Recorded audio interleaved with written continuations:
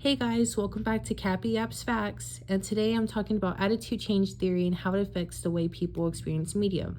So here's the background. During World War II, the US government needed to convince people why joining the war mattered and to push back against Nazi propaganda. At first, they tried speeches and pamphlets, but those didn't work. Instead, they turned to filmmakers like Frank Capra and radio hosts like Kate Smith, as they connected more effectively with their audiences. Psychologist Carl Hovland studied these campaigns, and from his work came attitude change theory. The main idea is that communication can actually form and change people's attitude, and those attitudes shape behavior. One key part of this is dissonance, the uncomfortable feeling we get when new information doesn't match what we already believe. To deal with it, we use what are called selective processes, and there's three. One being selective exposure. We focus on messages that already agree with us. There's selective retention. We remember things that fit our beliefs better than things that don't.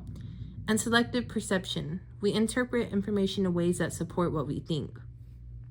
A modern example is how people react to political news. Two people can watch the same debate, but one might say, "My candidate made strong points," while the other insists that was full of lies. The same content gets filtered through different perceptions, and later, people tend to only remember the parts that fit their original opinions. I've seen this in my own life too. When I started watching a popular Netflix show called Squid Game that everyone was raving about, I honestly wasn't impressed at first and stopped watching after the first episode.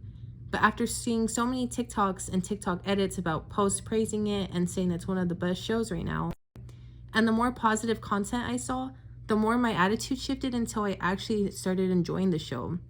That's attitude change theory at work. Media influencing how I felt, and me filtering things to reduce that initial discomfort. So, attitude change theory explains how media doesn't just inform us, it shapes how we think and what we believe, while we naturally filter messages to stay comfortable with our own views.